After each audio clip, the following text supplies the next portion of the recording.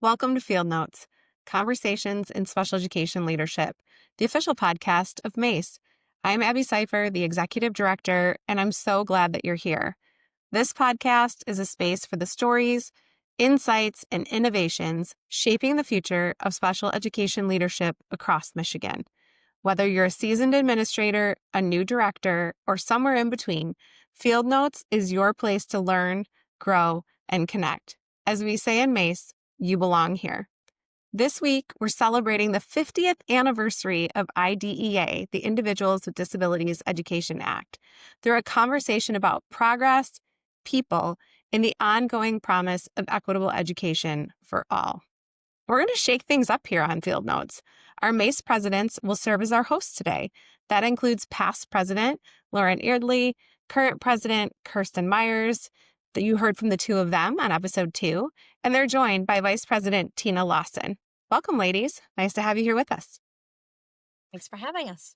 We also have some legacy MAASE leaders here as our very special guests.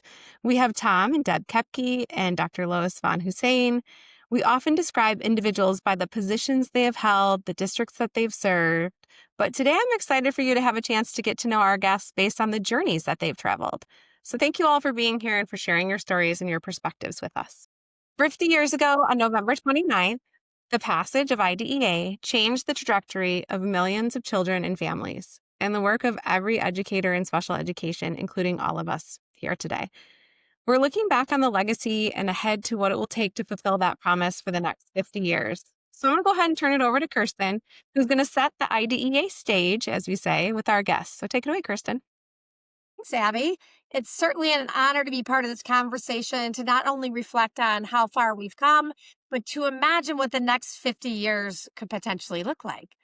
So let's dive right in. Tom, I'm going to start with you. And our first question is, what was special education like before IDEA? One of my earliest jobs, before I even graduated as a school psychologist, was the state had hired me and a number of other people in training who were in training as school psychologists to go around to places like Newberry, up in the northern Upper Peninsula, Coldwater in Branch County, Plymouth State Home in Wayne County. And we spent days, weeks evaluating students or potential students. I guess at that time they were residents. They hadn't seen such a thing as an IEP yet. And our first job was to evaluate them, establish a baseline, and then hold an EPPC, which you may not be familiar with that term, but it's an Educational Placement and Planning Committee meeting. It was a one-page document. I think I still have one somewhere. It was unique because it promised a classroom program and special education signed off by the school district, the parents, and the staff that were present. And that was all it was. There was no goals that I recall. There might have been some kind of a basis to making those judgments. At that time, my mother was a physical therapist. She had been trained in World War II to be a physical therapist, and she was working in church basements in around Wayne County, helping children and young people with their mobility and their range of motion and strength and whatnot compared to what their disability would be. These children oftentimes got services maybe once every few weeks. She did it until she retired. Actually, she ended up retiring at one of the ISDs many, many years later. These church basement programs were the beginning of special education, as I remember. There were some services in the general ed programs or the general ed buildings for some children who were emotionally disturbed, or as ED is what they called it at that time, I believe, and then mild mentally impaired or mentally impaired. Pretty much, I think that's all the classrooms that were available in the local districts at that time. I do remember that one of the paraprofessionals that I worked with back in the day, many, many years ago, told me that in order to get her son enrolled in one of the church programs, she had to drive the the station wagon that the ISD purchased 2 times a week in order to get her child and the other 6 or so children to the program, and that was the only way that they would, be able to get there, because some of them lived in the rural areas. They had wheelchairs and other things that they were unable to, just hop in a car and go, and the yellow buses were not picking them up anyway at that time. Um, so one more story, and then I'll turn it back to the moderator, but, I do remember in one of my visits to a convalescent home in Wayne County, there it was probably 40 or 50 adults that were there, over the age of 65, 70, 75, which is where I am right now. So I kind of just understand that I'm 50 years ago, well, EHA was adopted, and so I'm 75. But these people were living there because they had problems with memory and mobility and dementia. And this young man who was there, when I walked in the door, they were expecting me. And they said, "Oh, you're the psychologist they're going to evaluate so and so." And I said, "Yeah." And they directed me to the room and they said, "You're really going to like this guy because he's really a good artist. He could hook a rug like nobody's business." And all over his room, he had rugs hooked on the floor, on the ceiling, on the walls, beautifully done. 14 years old. He was aphasic. I gave him a lighter at the time, which is a nonverbal test of intelligence, and he scored a normal score without using language. He was immediately enrolled in after an EPPC into a program, not there, of course, but in a local school district where they had to start up programs immediately. And so things were um, happening really fast. And there was a lot of need, not a lot of staff, as you could tell in those days, to do the jobs that were necessary. Thanks, Tom. It's interesting because you talked about the EPPC being one page. I can go back 25, 30 years when the IEPC, back when what it was called an IEPC, I was writing handwritten on a triplicate copy, and you should see it now. It's certainly computerized and very lengthy and robust. And so look at 50 years in the making of IEPs. Lois, do you want to talk a little bit about your experience? Was it similar or different than Tom's?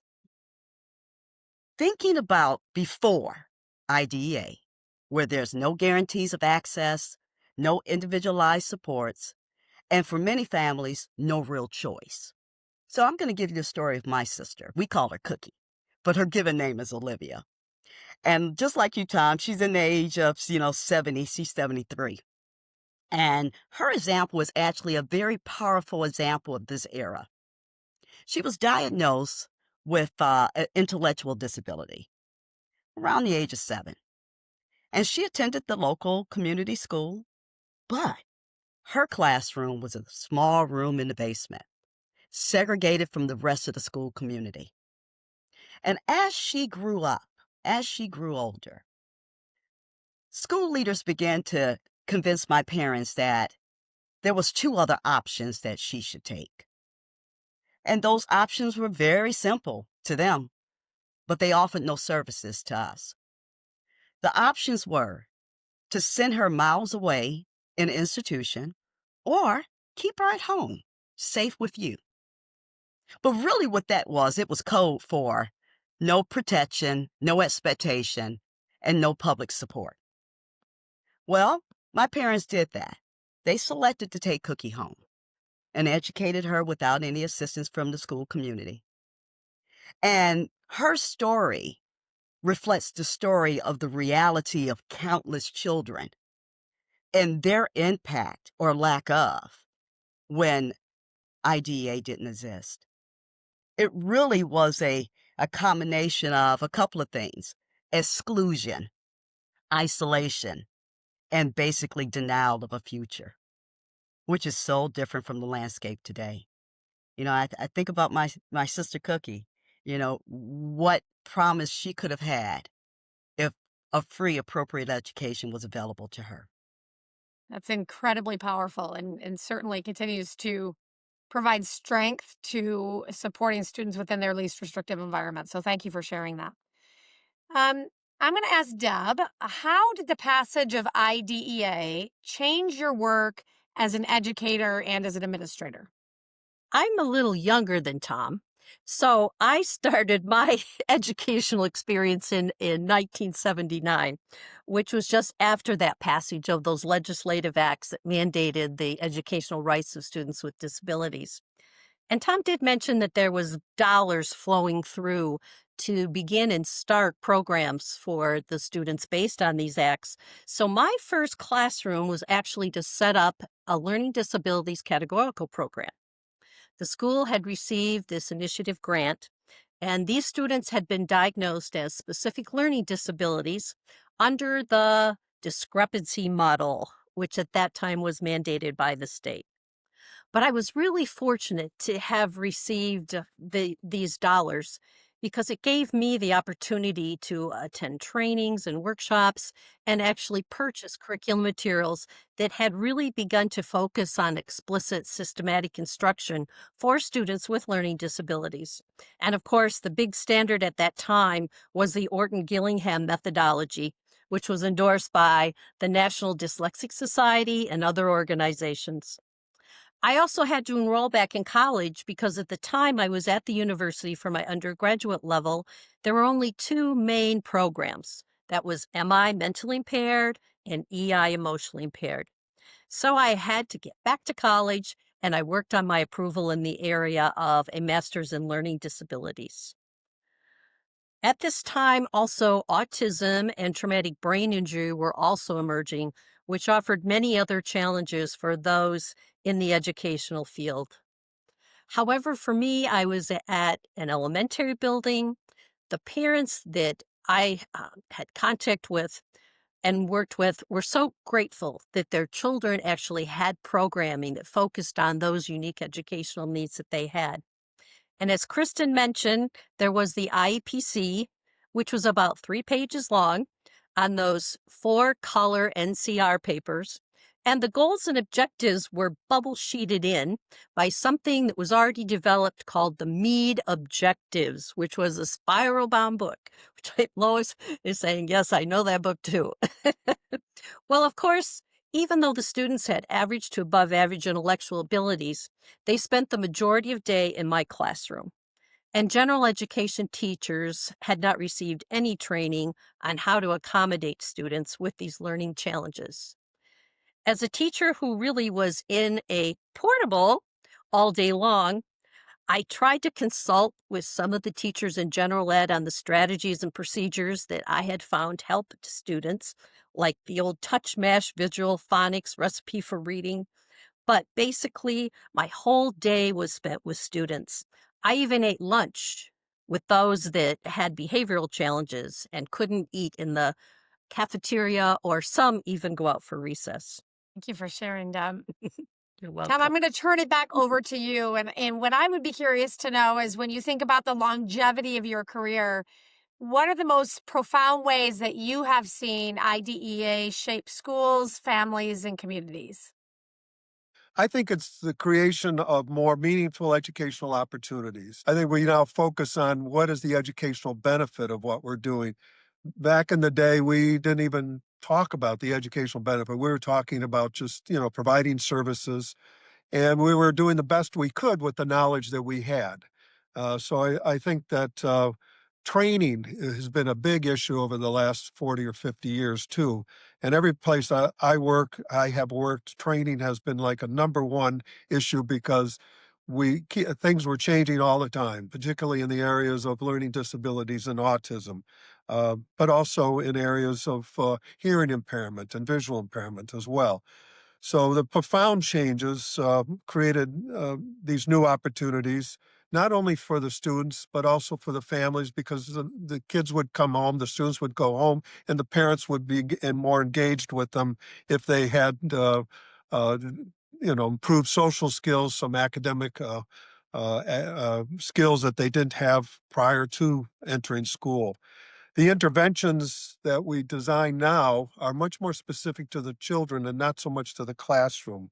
In the old days, we used to kind of tier our instruction for the classroom, and which they do still somewhat today, I imagine. But I think that the things have become much more focused on the educational benefit and the impact that that has on the students.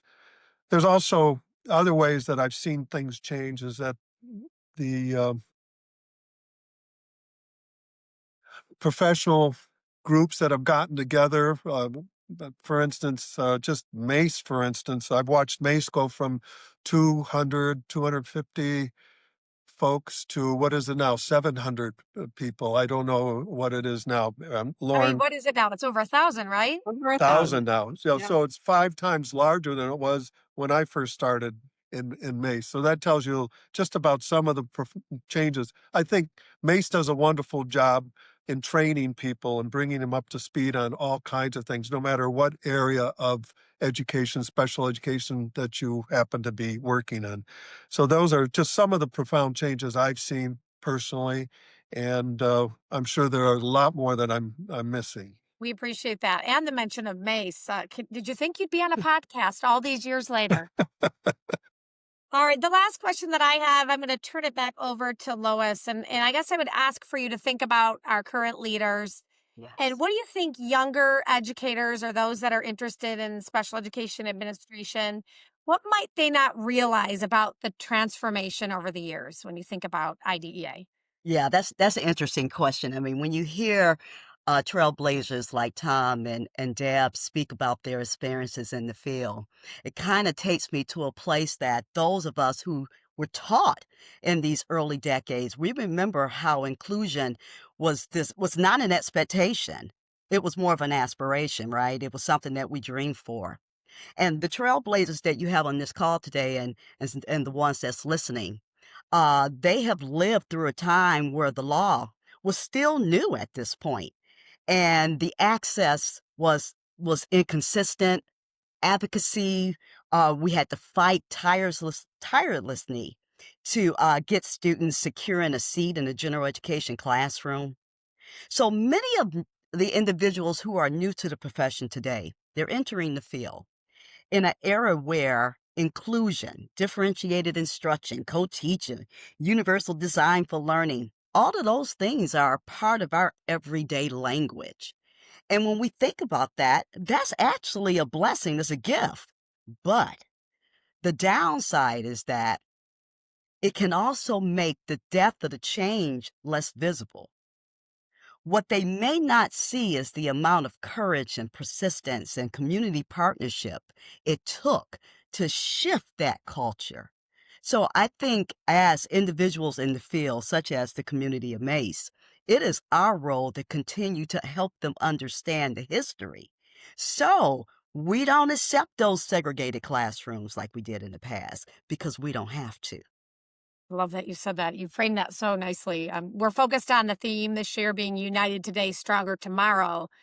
But being united today, we need to understand the history and how far we've come to understand how much we need to continue to persevere and advocate. Well, you've shared about changes since the passage of IDEA.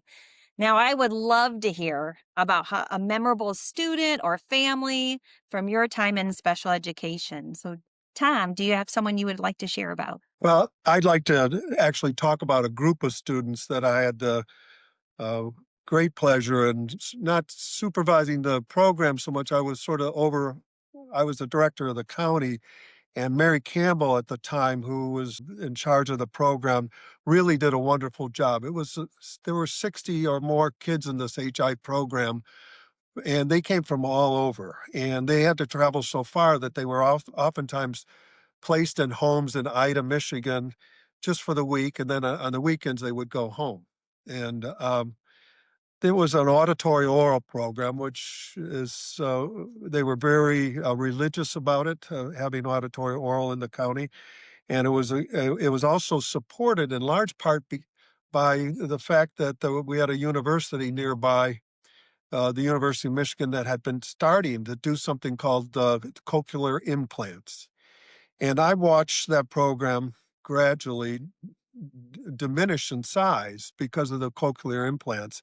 I had meetings with the parents who wanted more and more speech services. There was one gentleman and his wife came from Chicago, and they purposefully moved into Ida, Michigan, just to be residents in order to get services there. And he one time said to me, he said, you know, Tom, look at me. I'm not a farmer. I don't really necessarily belong here. I'm here for this program.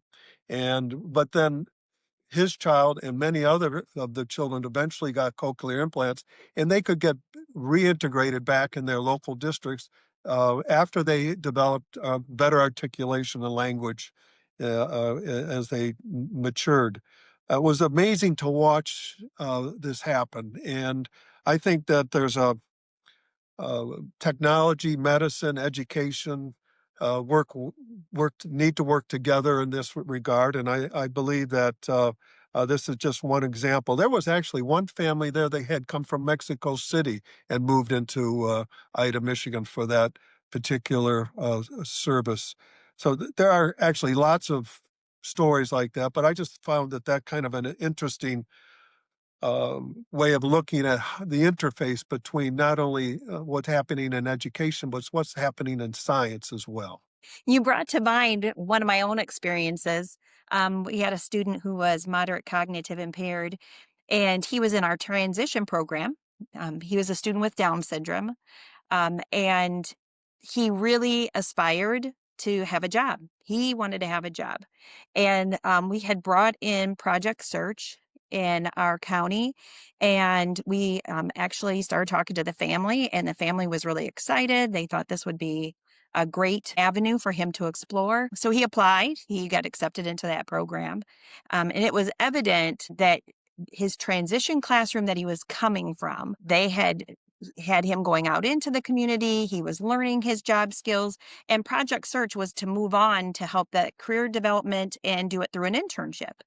And he was in their first year that we held the program, and he was the one that got the first job at the hospital where he was working at. And the independence and seeing his um, just the strength that was built in here, his confidence was wonderful. The family was very supportive, and you saw through his determination that he was going to keep moving forward. And so he continues to work there today. How has inclusion and access evolved? So, Deb? I think there was one major problem that we created with the system, and that was that special education involved as a place, not a service. And as I said, student meetings that we held are so different than they are today with the data collection and the rich information brought to the table. It's basically at one time, it was mainly just the passage on to an evaluation and little emphasis again on what supports could occur in the general education classroom and that were occurring. I was going to say another little piece about not possibly being so included in a school system was looking at school pictures. Annual school pictures were taken.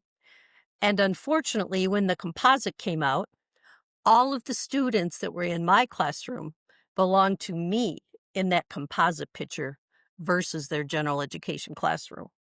This was also true with class lists that were posted on doors. And districts have had challenges over the years to forward those least restrictive environment practices through assessments and through curriculum standards. Just wanted to state that looking at inclusion, I think that one of the greatest programs that our state's department has ever developed was the START program. I think START has done so much for the inclusion of students with autism.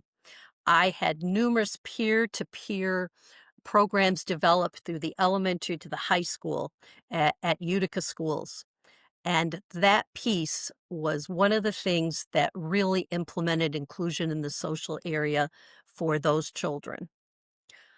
Also, I see that MDE now has a new guidance document on LRE that's come out.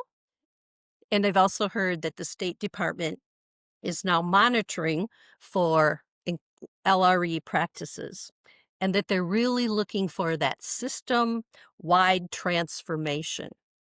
Now, one of the issues in that paper is also about our teacher preparation programs and wanting to be sure that those practices, supports are part of the teacher prep program for all teachers. But we really are moving forward to those data-driven strategies that provide supports and continue to make relevant adjustments along the way for our students in those classrooms. And that all people at the table, all of the school members are part of that process to move towards full inclusion.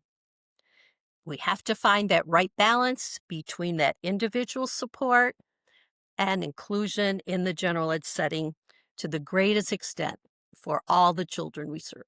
I appreciate you saying that. Tom, how have you seen inclusion and access evolve?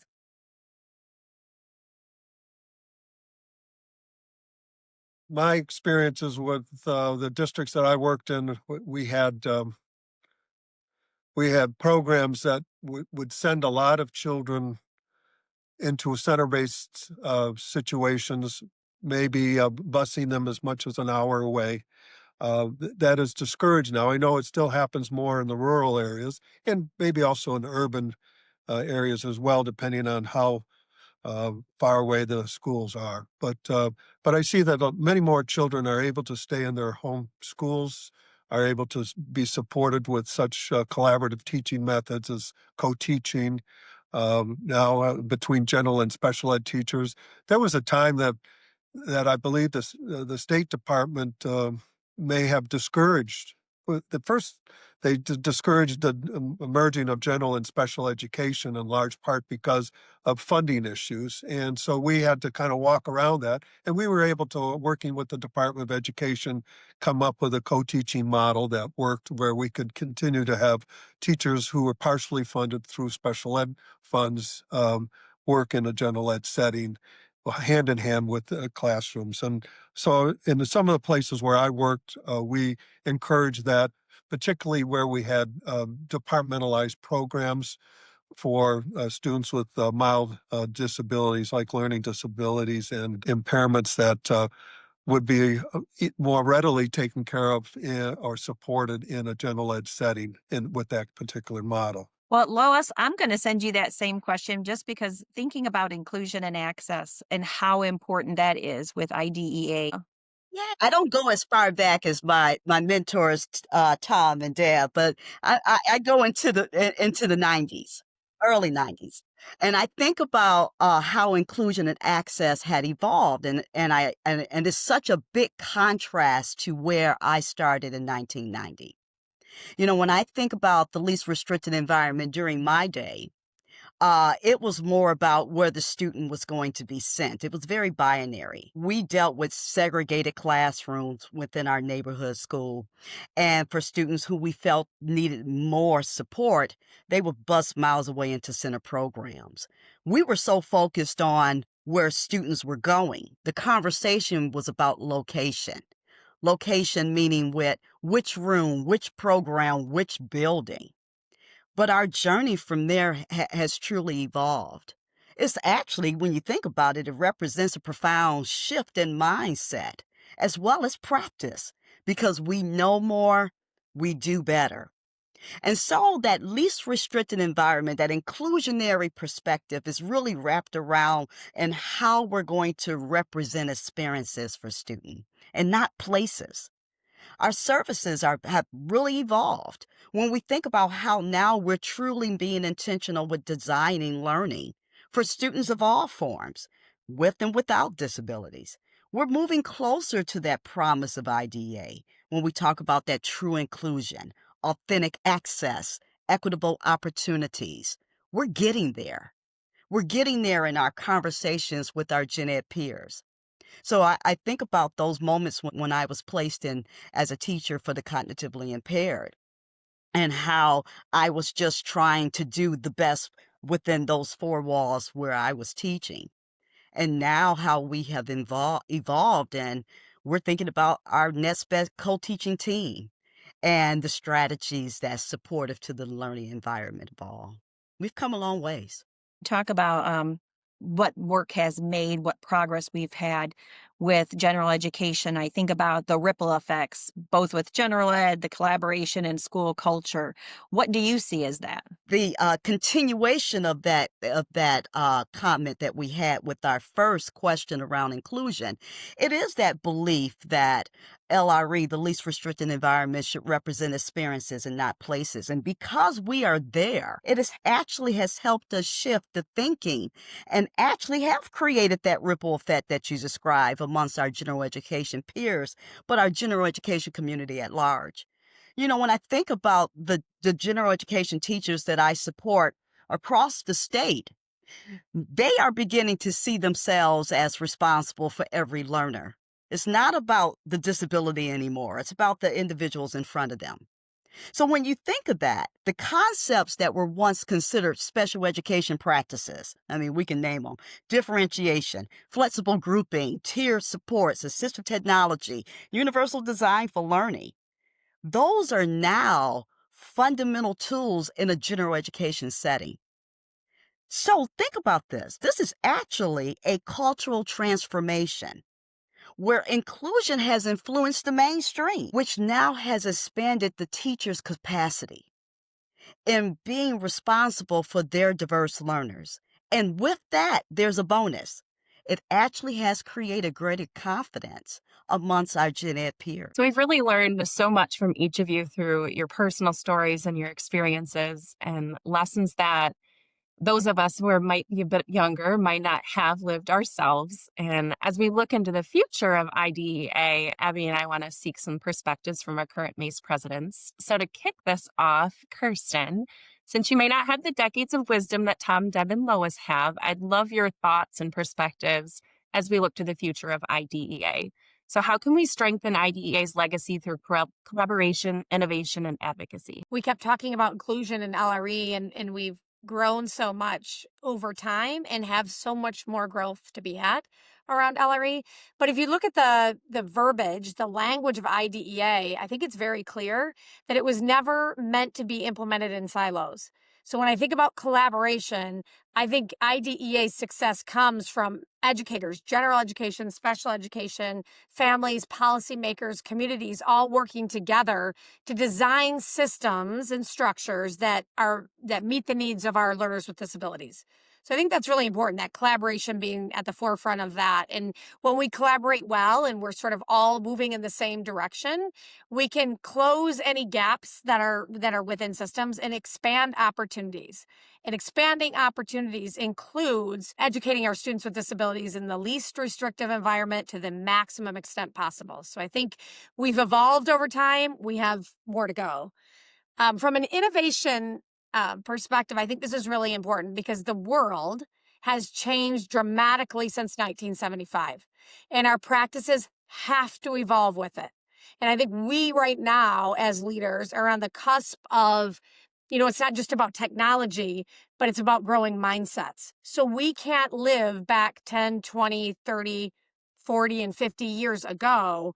It's about designing learning environments, and I say this often, that are proactive, they're relationship centered, they're about co-regulation, they're rooted in what we now know about neuroscience, again, co-regulation, and human behavior. And research has evolved. And so it's on us as current leaders to keep up with that. So it's about accessible curriculum and inclusive environments, instructional frameworks that support all learners.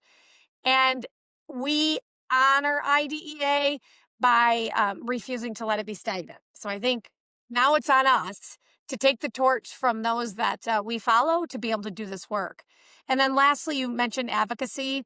In IDEA's foundation, it's all about civil rights. The heart of it is equity. So I think it means more than just asking for funding. We do need that. So I want to make sure that's clear. We need that, but we need to be pushing for policies and practices that uphold the dignity, inclusion, and the high expectations of every student, including our students. And I think that starts at the federal level, certainly supported with our collaboration with MDEOS. And then also at the local level in board meetings, just keeping it at the forefront and really adhering to IDEA, and especially as it relates to LRE. Thank you, Kirsten. Yeah, strengthening IDA's legacy really does mean bringing people together and thinking creatively and taking that action, which I think all is encompassing and reflects the spirit of your theme, United Today, Stronger Tomorrow. So part of taking that action is advocacy, which Kirsten, you kind of touched on there too. It's such a powerful tool for change, especially when it comes to like connecting with our policymakers and those who make a difference in special education. So Tina, from your perspective, what do you wish policymakers and the public understood about special education today? I wish policymakers and the public understood is that special education today is not a separate system. It's an essential part of a fully functioning school community. Our students are incredibly capable, but their success depends on meaningful access to the right supports, delivered by well trained professionals who have time and resources to do the work well. Special education isn't just about compliance or paperwork. It's about creating environments where every learner can thrive. When we invest in early intervention, have collaborative staffing models, and we utilize evidence based practices, we can improve outcomes for all of our students, not just those with IEPs. So ultimately, I wish people understood that special education is a promise. It's a promise that every child, regardless of their learning needs, has the opportunity to learn, belong, and build a future. And keeping that promise requires thoughtful policies, sustainable funding, and a shared belief in the potential of every student. I love that. Lauren, I want to ask you this next question because you're one of the most positive and hope-filled people that I know. So I'm curious, what gives you hope for the next generation of special educators and students? What gives me hope for the next generation of special educators and students is the way that I feel that our field is really shifting from like simple compliance toward a culture of belonging, which Lois, you kind of spoke to in one of your responses too. And today's educators are entering the profession with deeply student centered lens, seeing accessibility. Kirsten, you talked about neurodiversity and cultural responsive practices as the foundation of good teaching. And equally as inspiring are students and their families who are more empowered and self aware than they have been ever. Students are advocating for themselves, sharing their needs, while families are actively or partnering with schools to ensure that those needs are met. This partnership is driving schools to evolve in ways that truly support every learner. And then lastly, what inspires me most is seeing new educators enter this field, viewing special education as a true calling, bringing creativity, resilience, and a strong commitment to inclusion. So as what I think about when we celebrate the 50th anniversary of IDEA, I'm just reminded that it's a legacy, not it isn't just in law. It lives on in the dedication, the voices, the vision of our educators, students, families, really shaping the next 50 years that are ahead. Thank you, Lauren. Well, gosh, my emotions have spanned from tears hearing about Cookie and Lois, the choices that your family had to make 50 years ago, to just overwhelming pride for the work that educators are doing today and have done, all the way back to Tom talking about his mom and working in church basements. Tom, you mentioned a special educator shortage back in 1975, and that continues to be a challenge today. And Kirsten, you talked about this conversation really being about civil rights, and having a qualified educator teaching our kids really is a civil right that they have. And Lauren, you mentioned, feeling optimistic and hopeful about our new teachers who are going into the field. And Michigan really is doing some significant work around educator shortage. And I just feel like it's worth mentioning some pride that we can have in that work. And there's actually, just so that our listeners know, a K-12 Dive article about the work happening in Michigan and some of the work that MAASE is doing. So we'll go ahead and put that in the podcast notes as well. As we wrap up, I would just really like to look forward, and I'd love to hear from each of you on kind of your one wish for the next 50 years of IDEA. And Deb, we'll start with you. Well, my wish is sort of piggybacking on the issue of funding. So we know when IDEA first came into effect, there was the promise of full funding, and we heard 40% funding. Well, I do believe now it may be less than 10% that's become the reality. And when I was an administrator, the competing budgets between special ed and general ed to provide the services that were needed for all students was always at the table. We need more dollars for the training, all the resources. You mentioned increasing maybe the grow your own programs, Abby, and others, and incentives for teachers to go into that field. And I also think maybe there's a look at some salary adjustments for the workload of those that are in special education. I had heard that this fall there were possibly around 6,000 special education certified jobs that were unfulfilled and attracting young people to this remarkable career. I know during the post COVID years, it was difficult for educators with the different amount of stress that was put on them. But I really believe that we can continue to improve our field. My first experience as an administrator was in a rural setting, and it was difficult to attract young people to that area for what it offered them as a young person. I then moved on to one of the largest school districts in the state of Michigan to an urban setting, and I began to see the difficulty in getting staff based on competitive salaries and the number of people that were out in the field. And I know now that with those unfilled positions, that we need to continue to move forward in our attraction to the field. Both my son and his wife are special education teachers.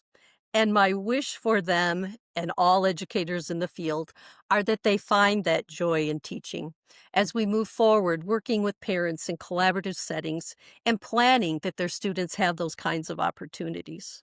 I want all educators to enjoy their career as I have, knowing they've been appreciated for their work and they have made a difference in the lives of families.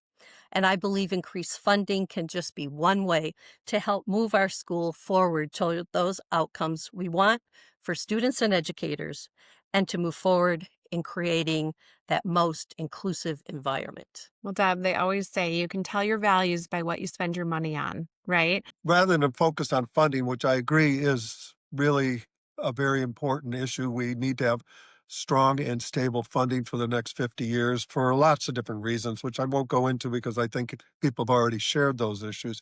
But I think we have other issues that we need to deal with, and I hope and pray that we can deal with the impact of poverty, poor nutrition, the lack of parental opportunities for education, and all the things that would be good supports for the children and the families that have to care for these children that have disabilities. It's my wish that we can overcome some of these socioeconomic issues that are so profoundly impacting our society. It impacts everyone, and it really does take all of this together.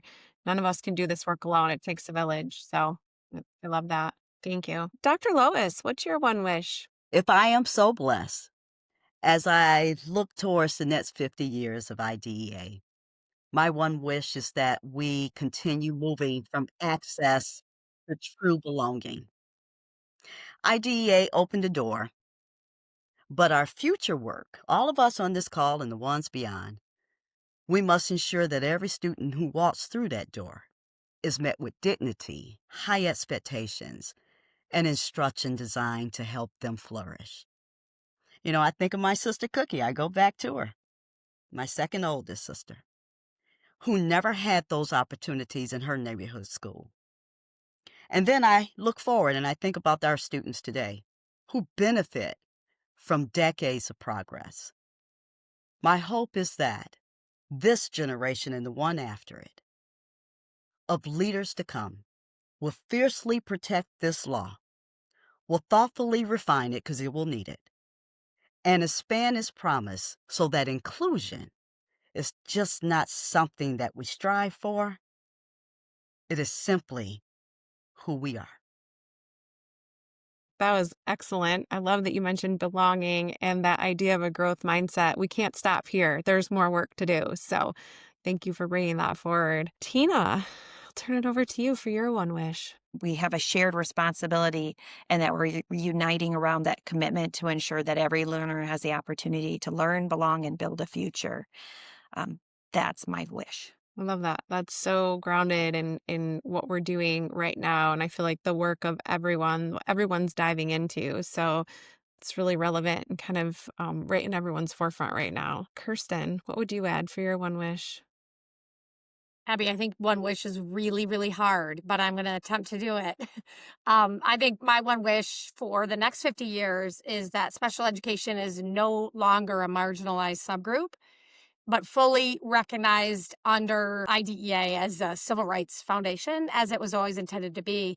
And I think Lois has said a lot about this, but I would love to see us co create truly meaningful IEPs that are developed to support growth, progress, and high expectations in a classroom that's universally designed so that all students can belong and thrive and grow within that general education environment. So it still is all about LRE, but all of us working together. And I think we've said a lot about that today. I love how everyone just keeps coming back to this idea that it's educators, the students themselves, their families, general ed and special ed working together, that collective. And that's where we're really going to get our biggest bang for our buck in terms of improving outcomes. And Lauren, why don't you wrap us up with this section and your one wish? Yeah, my one wish for the next 50 years is really to continue to cultivate a world where every voice is heard, every perspective is valued, and inclusion is not just an aspiration, but a lived reality.